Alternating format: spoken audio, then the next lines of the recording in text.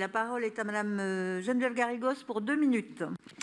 Madame la maire, mes chers collègues, Kamala Harris is for them, President Trump is for you, que l'on pourrait traduire par Kamala Harris est pour elle, le président Trump est pour vous.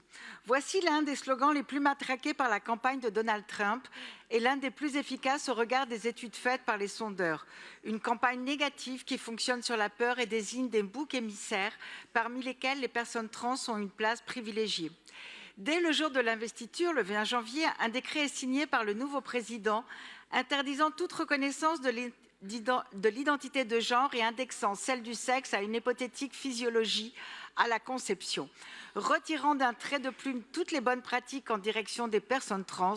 D'autres décrets leur interdisent de service dans les forces armées ou l'accès des mineurs aux soins de santé spécifiques, notamment les bloqueurs endocriniens.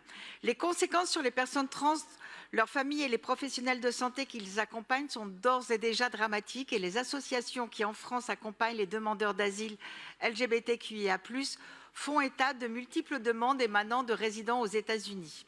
Face à cela, et fort de l'action déjà engagée par la Ville de Paris pour les droits des personnes trans et non-binaires, le groupe Paris en commun demande que la Ville de Paris fasse entendre sa voix pour dénoncer ces atteintes graves aux droits fondamentaux aux États-Unis et rappeler que ces traitements relèvent des persécutions au sens de la Convention des réfugiés de 1951 en lien avec l'appartenance à un groupe social, celui des personnes LGBTQIA+. Les demandes d'asile, bien que les USA soient en principe pays sûrs, sont donc pleinement légitimes et il est important de le rappeler. Oui, les personnes trans et non-binaires ont le droit de vivre leur identité et leur expression de genre. Oui, les droits humains ont un sens. Et oui, Paris sera là pour les défendre. Je vous remercie.